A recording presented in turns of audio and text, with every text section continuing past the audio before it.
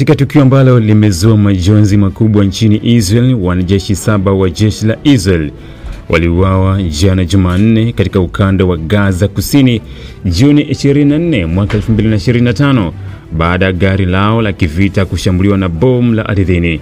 Shambulio hilo lilitokea katika mji wa Khan Yunis, limeelezwa kuwa miongoni mwa matukio ya maafa makubwa kwa IDF katika miezi ya hivi karibuni.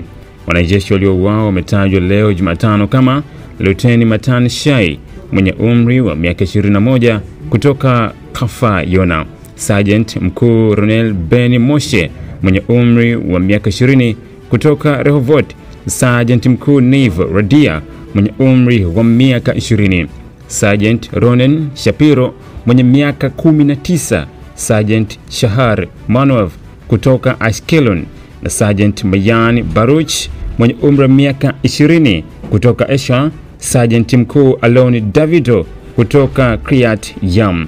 Wanajeshi wote walikuwa sehemu ya kikosi cha 605 cha uhandisi wa mapigano.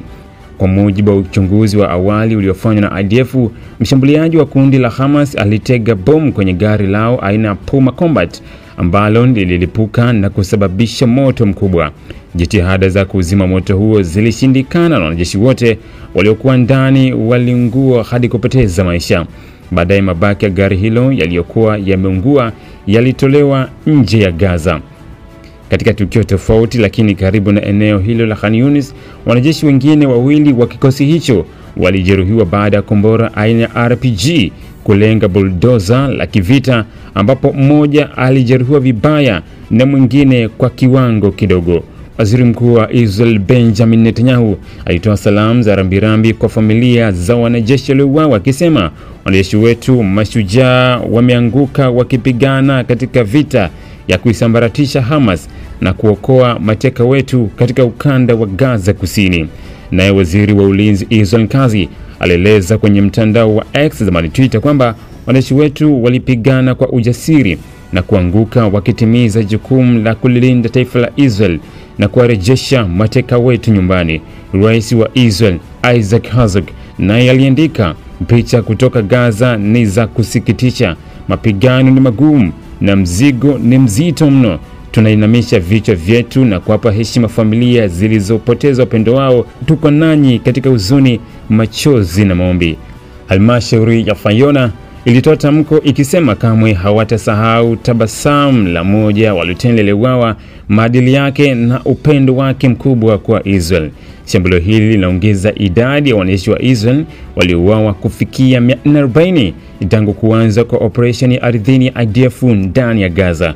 Operesheni hiyo ilianzishwa kufuatia mashambulizi ya ghafla ya Hamas ya Oktoba 7 mwaka 2023, ambapo watu wapatao 1200 waliuawa na wengine 251 kuchukuliwa mateka. Taarifa rasmi ya IDF inaeleza kuwa mateka wapatao 50 bado wanashikiliwa Gaza, 49 kati yao ni waliotekwa Oktoba 7.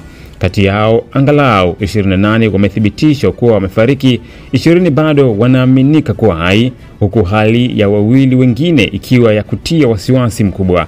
Hamas pia inashikilia mwili wa mwanajeshi mmoja wa IDF aliyeuawa Gaza tangu mwaka 2014. Kwa upande mwingine, wizara ya afya inayoendeshwa na Hamas imedai kuwa zaidi ya watu 1056 wameuawa au hawajulikani walipo Gaza tangu kuanza kwa vita.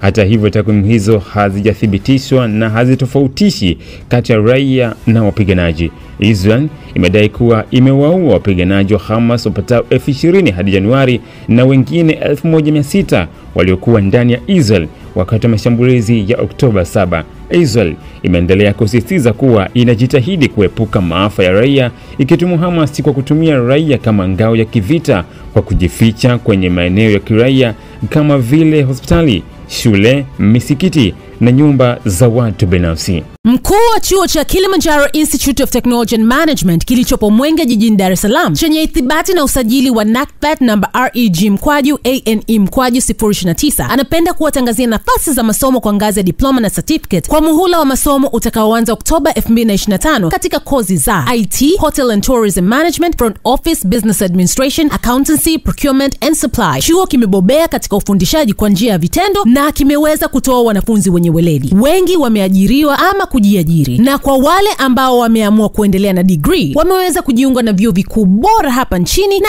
nje ya nchi. Pia kuna kozi fupi za computer application, graphic and design, video production pamoja na CCTV camera. Kwa maelezo zaidi piga simu namba 0717816034 au 0754864361. KITM, elimu na ujuzi kwa uchumi imara.